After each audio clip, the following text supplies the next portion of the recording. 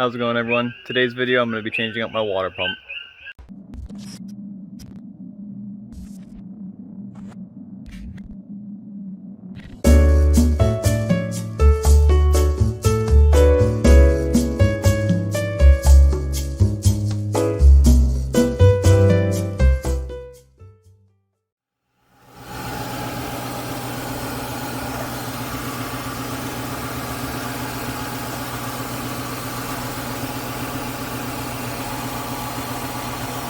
Alright, so if you have a 4.6 or 5.0 TAU motor and you have coolant coming out of your water pump, probably the seal went bad, then this is going to be the video for you.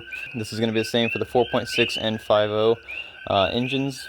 Now, a couple reasons why you want to do this. Either your water pump stopped working, like the impeller on the inside maybe broke away from the shaft and it's no longer circulating the coolant, or maybe your O-ring seal went bad on it and it's leaking coolant.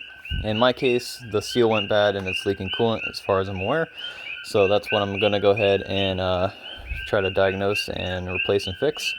Now for this, what you'll need to do is you will need to remove your intake. If you're not familiar on how to remove your intake, I do have another video for that.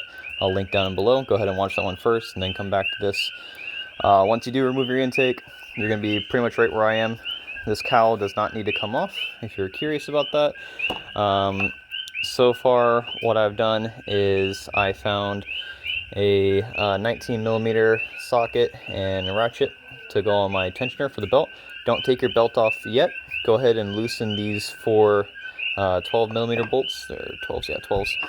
And the reason why you don't want to take your belt off is because the water pump pulley will spin if you take off the belt. So go ahead and loosen those first, and then you can take your belt off. I apologize for the cookie frogs in the background. It is nighttime here, and they are a little loud, so I do apologize for that. But once you go ahead and take your bolts out, I wouldn't take them out completely. I would just loosen them so you can spin them by hand. Then you're going to want to go ahead and move your tensioner. So the tensioner does have to pivot this way in order to let the belt loose. To do that, you could probably just get it with a wrench.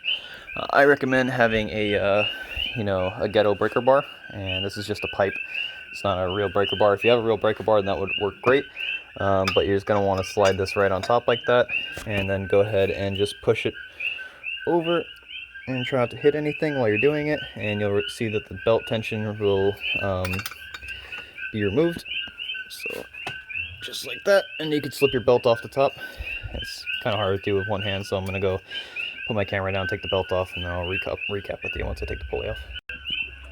Alright, so water pump leak is confirmed.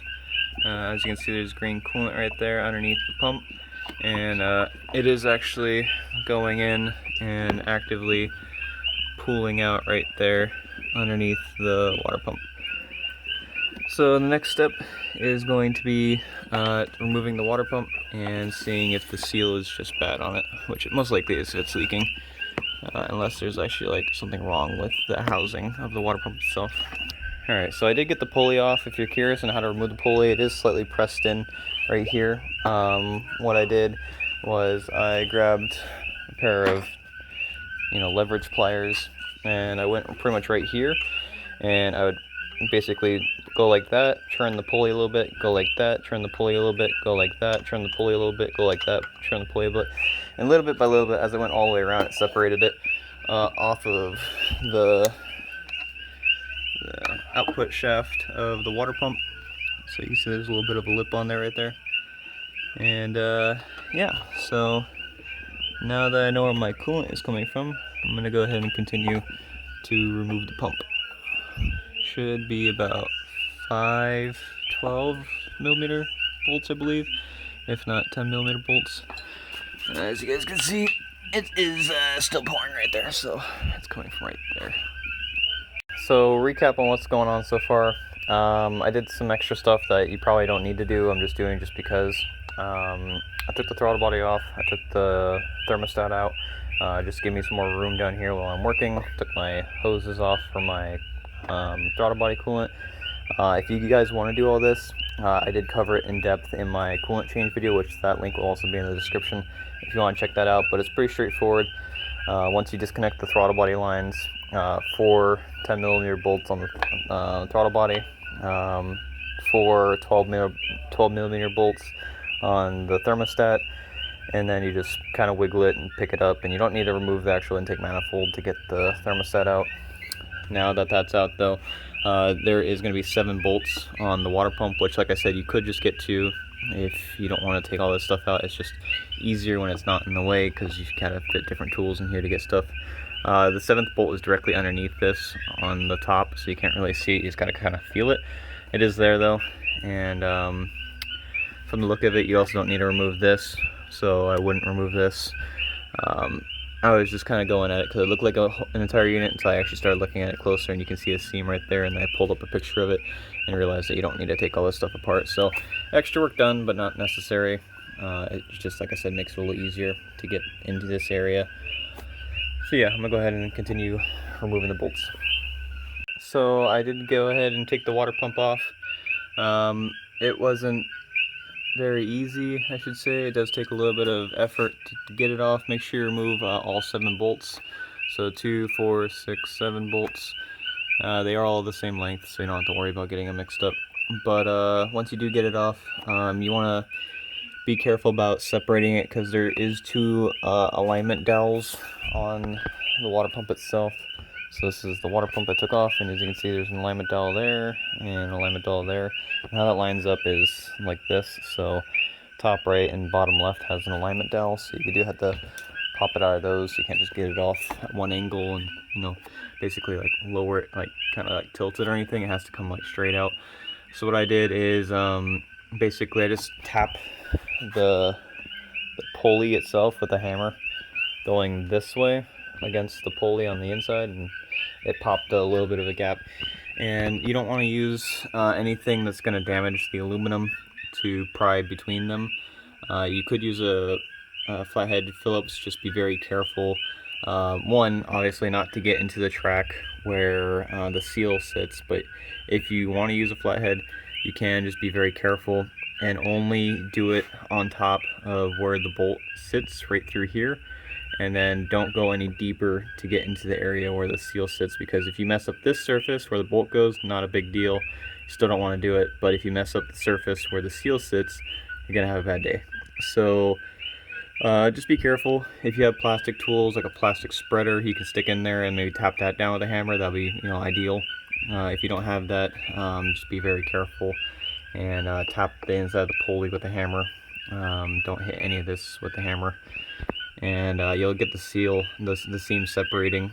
Don't try to just stick anything in there before the seal starts separating, just because you don't want to like indent it or anything with any kind of tool. But go ahead and make sure all 7 bolts are out. There's 7, 2, 4, 6, 7. Take all 7 bolts out, and then go ahead and try to get it out. And here's a better shot of where the 7 bolts sit. So 1, 2, 3, 4, 5, 6, 7. But yeah, now you can go ahead and replace your water pump. Unfortunately, I didn't order one yet because I wasn't sure if that was the issue, but now that I've gotten this far, I know it is the issue, so I'm gonna go ahead and order one tonight, and hopefully it'll be here in like, 2-3 days. Fortunately, the car can't run, but at least, it is ready to receive the new one. I'm gonna go ahead and just kind of set everything in how I know it goes back. And when you want to clean these like mating surfaces, you don't want to use anything abrasive like sandpaper. Even a razor you don't want to use, just because you can nick the aluminum and actually mess up the surface. So I'm thinking a Scotch-Brite pad with some kind of lubrication can get that the mating surface clean.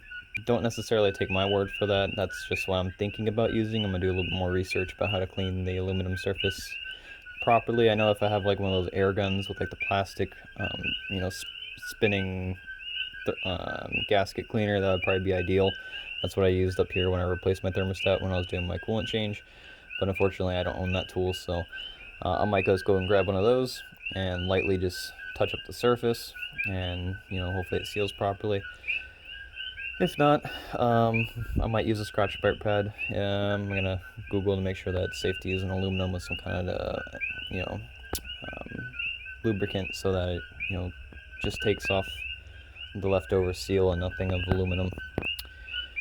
But yeah, I will come back to you once I have the new part. In 3, 2, 1, here. Alright, so it's been a couple days. I do have the new pump in stock. I went ahead and cleaned the surface of the water pump and the thermostat housing. This is what it looks like now. To do this, I just picked up a die grinder with a gasket disc, and not too expensive, but definitely worth having.